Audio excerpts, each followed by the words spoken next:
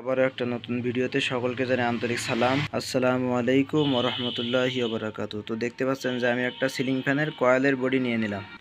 তো এখানে দেখতে পাচ্ছেন যে আমি কিন্তু এক ঘাট কয়েলের কিছু অংশ পরিয়ে নিলাম, অর্থাৎ এখানে আমার যে পেজটা দিতে হবে সেই পেজটার 200 পেজ আমি দিয়ে দিলাম। এখন আমার কিছু পেজ বাকি আছে, সেই কতটা পেজ দেব আমি এইখানে, অর্থাৎ পূর্বে আমি যে কয়েলটা এখান থেকে কাটছিলাম সেইটার একটা নমুনা রেখে দিয়েছি। এই যে দেখেন, এইটা আমি গণনার পরে এখানে পেজ সংখ্যা পেয়েছি 275।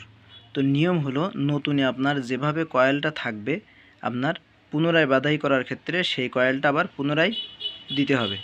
পুনরায় দেওয়ার কারণটা কি, যেহেতু এটা আমরা নতুন করে করছি না, পুনরায় রিওয়াইন্ডিং করছি, অর্থাৎ পূর্বে যা ছিল সেই অনুরূপে আমরা কয়েল পরানোর কাজ করছি।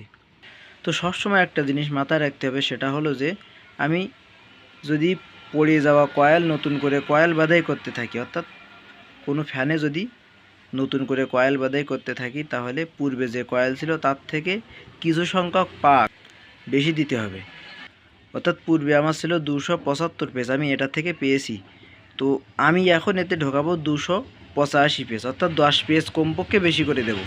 তো এটা গেল আমার স্টার্টিং কয়েলের হিসাব। এবার আমি যেটা রানিং কয়েল হিসাবে ব্যবহার করব, বাইরের কোডটা, অর্থাৎ রানিং কয়েলে আমি ব্যবহার করব 300 পেজ। যেহেতু আমি 85 দিচ্ছি, তো ওর থেকে আরও 15 পেজ বেশি দেব আপনার রানিং কয়েলে, এজন্য আমার সেই পেজটা দিতে হবে 300।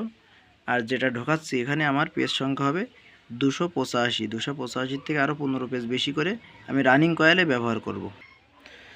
তো আজকের ভিডিও এই পর্যন্তই। আগামী ভিডিওতে অবশ্যই এই ফ্যানের কয়েল কানেকশন কিভাবে ক্যাপাসিটরে দিতে হবে সেটা আমি অবশ্যই আপনাদেরকে দেখিয়ে দেব।